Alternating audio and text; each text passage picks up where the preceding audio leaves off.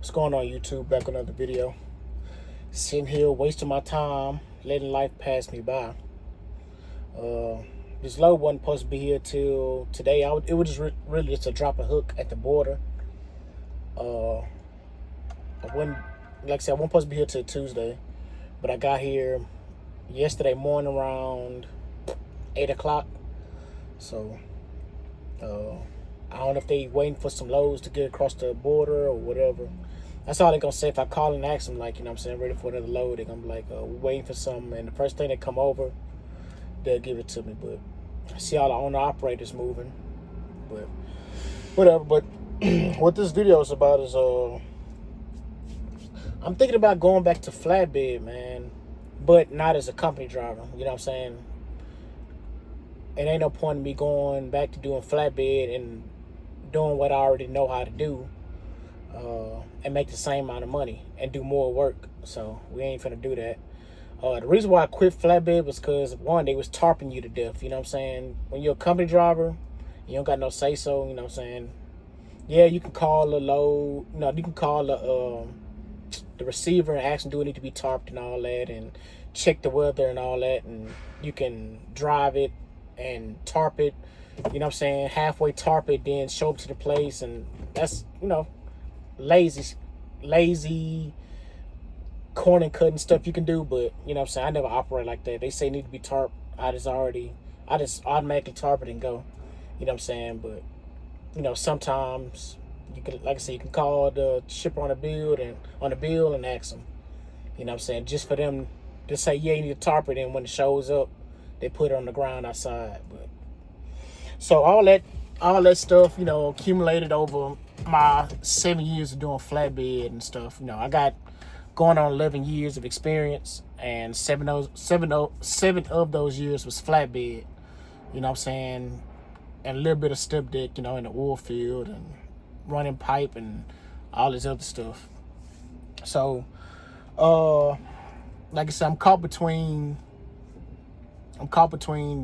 staying tanker as an owner operator and going back and doing Flatbed.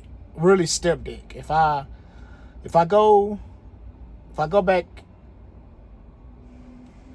be an owner operator, I'm gonna go most likely do step deck, because I really didn't fulfill my true goal of at least getting up to RGN. What that is. 1, 2, 3, 4, 5, 6. I guess 6 axle. I just wanted to do like basic RGN. I'd probably, just do some heavy haul. I know I could do it. You know what I'm saying? I'm real slow pace, and I'm real peculiar about how I do things. You know what I'm saying? I'm all with that over securement and all that. And I just want to do it just to do it, because I like trying new things. And when I was toward my end of running Flatbed, I couldn't find a company running step deck in my area. You know what I'm saying? I was starting to get burnt out on doing over the road stuff. So, the Flatbed, the step deck companies that I found, they wanted to do OTR, and I wasn't on that. You know what I'm saying? I'm doing OTR now, but it's mostly up, down, up, down. So it's like, not really. Every once in a while I go here or there, but it's real easy. You know what I'm saying? And I wasn't trying to be working hard and busting my knuckles and all the other stuff, getting whipped by bungee cords and all that stuff. You know what I'm saying? Going everywhere. So I was like, okay, I'm gonna learn me a new skill, and if and when I become an owner operator, I'll go back to it, because I can choose what I want to do. You know what I'm saying? So, and the area I live in, which is Texas, is a good area for, Flatbed and step deck. You know what I'm saying? You don't have to really leave out of Texas, and you can make some good money depending on your operation. You know what I'm saying? So, and ask me how I know. I know multiple owner operators that stay in Texas. They don't have an MC, they just have a USDOT number. Well, one has a USDOT. Well, they both probably got MCs now. But at one point, they would just run the USDOT. Now they got a MC, and they probably just hit the outskirts of Texas and, you know what I'm saying, and come back home, Missouri, Louisiana, Mississippi, Arkansas, Oklahoma. You know what I'm saying? They just hit those areas and come right back home the next day. So, and then, like I said, you know, I love Flatbed. Just the money wasn't hidden for all the work I was doing and all the tarping. You know what I'm saying? People want to cheap you out on tarping. Want to pay you $25 to put on and put off. You know what I'm saying? And even, I don't care how fast of a tarper you is. You know what I'm saying? They ain't worth it. So all that accumulated, and I just decided I'm go ahead, try something new. And you know what I'm saying? I love this, but being an owner operator, some companies require you to have a compressor and a blower. I had made a video of a guy I talked to. Matter of fact, right here, I talked to him here. Made a video. The guy showed me a setup of how he does air offs. You know what I'm saying? He don't do no pump off. He just say, I just do air, because pumping off is too much work. So, and I'm here for that. I don't mind pumping it. Just when I use more than, if I use more than 3 hoses, then I'm like, man, okay, you're doing too much. If I gotta use all my hose rack, it ain't worth it. You know what I'm saying? That's too much work. That's too much pulling.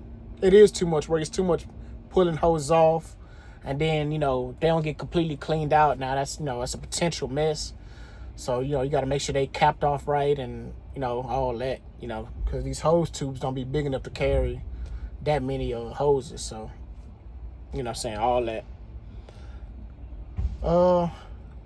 So yeah, that's what I've been thinking about. You know what I'm saying, while I'm sitting here wasting my time. A guy in the comments was, you know, saying a whole bunch of things that made sense with about